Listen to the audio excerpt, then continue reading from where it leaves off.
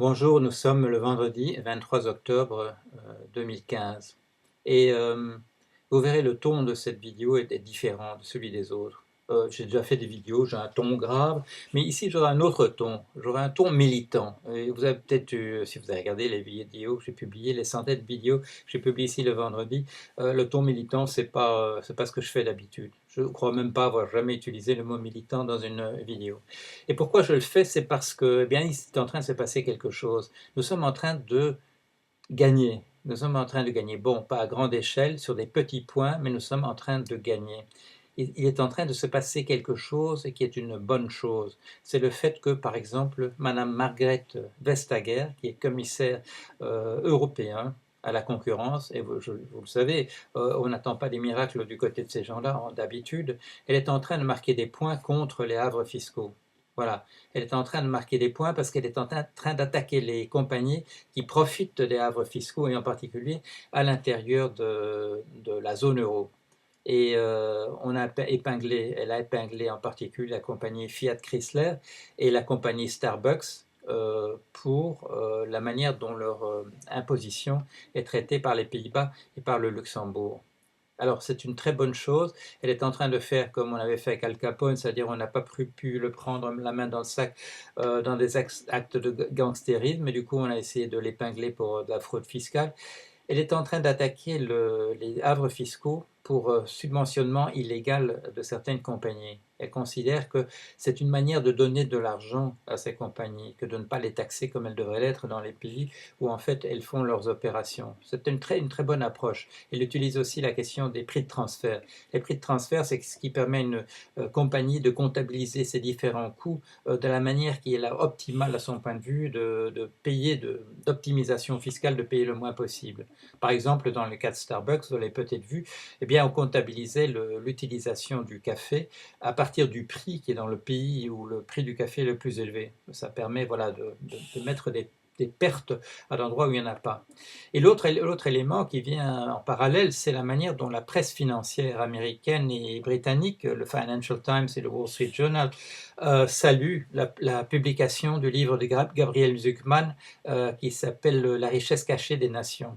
Et là, il est en train de se passer avec ce livre de, excusez-moi, de Zuckman, la même chose qui s'est passée avec le livre de Piketty, et la même chose, je vous l'annonce, qui aura lieu pour mon bouquin sur Keynes, c'est-à-dire qu'un livre publié en français n'a aucun succès, passe complètement inaperçu dans la presse francophone, mais dès qu'il est traduit en anglais, eh bien, voilà, ça fait la première page des journaux parce qu'il se passe autre chose à partir de la traduction anglaise. Et c'est ce qui arrive, heureusement, je dirais, pour le livre de Zuckman. Il publié en français en 2013, passe complètement inaperçu. Ça a été, je vous le rappelle, le sort du bouquin de Piketty également, quand il a été publié à l'origine en français et qu'on a dit pique-pan ou on l'a plus simplement encore ignoré en France, mais que dès que ça a été traduit, ça a fait la une des journaux anglo-saxon. Que dit Zuckman? Eh bien, une attaque en règle, en particulier contre le Luxembourg. Il nous montre qu'il y a 7 000 milliards, il y a 7 000 milliards de dollars qui sont cachés dans les paradis fiscaux. Il montre que ça représente pour les pays qui est en perte d'impôts, représente 200 milliards de dollars. Faites bon, le calcul à partir de l'euro, c'est juste un tout petit peu moins. Et on en parle, ça fait les manchettes dans la presse anglo-saxonne. Très bon compte-rendu, livre de Zuckman, très bonne analyse du cas du Luxembourg dans le cas du Financial Times. Alors, je viens de parler de mon livre, de dire en 2 mots, mais je vais ajouter la chose suivante. Bon, la première, je répète ce que je viens de dire. N'attendez pas que le livre soit traduit en anglais. Ça prend 1 an, 2 ans, etc. pour le lire, pour croire que c'est quelque chose d'important. Je n'écris pas des livres comme ça pour le plaisir d'écrire des livres. C'est relativement pénible, ça prend beaucoup de temps, ça demande beaucoup d'efforts. Dans le cas de Keynes, ça demandait beaucoup de lecture. Ce pas des lectures désagréables, bon, voilà, mais moi, je n'écris pas ces livres-là pour le plaisir, j'écris pas pour gagner de l'argent. Avec des livres comme ça, on ne gagne pas suffisamment d'argent. Si, quand ça devient le numéro un dans le classement du New York Times, oui, peut-être à ce moment-là, on gagne suffisamment d'argent pour lire. C'est pas pour ça, en tout cas, c'est pas pour ça que je le fais. Pourquoi est-ce que je le fais? Je le fais pour vous donner une boîte à outils. pour que quand vous m'écriviez, et vous êtes nombreux, parce qu'il y a quand même, je dois bien dire, il y a quand même pas mal de mollassons géniaux parmi les lecteurs du blog de Paul Jorion, pour que quand vous m'écrivez, mon beau-frère m'a dit les Grecs, bah, c'est tous des feignants, ou bien on est submergé par les réfugiés, j'ai pas su quoi lui répondre. Eh bien, monsieur ou madame, au lieu d'écrire des commentaires sur mon blog à partir de lectures inexistantes, parce que vous ne lisez pas, vous avez le sentiment que vos intuitions sont géniales et que donc vous pouvez en parler comme ça. Non, moi je fais ça pour vous donner des boîtes à outils, non seulement des boîtes à outils, mais aussi des munitions. Mes livres, c'est un outil, et je vais en réemployer ce mot que je n'emploie jamais, c'est un outil militant. C'est pour que vous y trouviez quelque chose, pour que vous puissiez répondre à votre crétin de voisin ou de beau-frère. C'est pour ça que je le fais.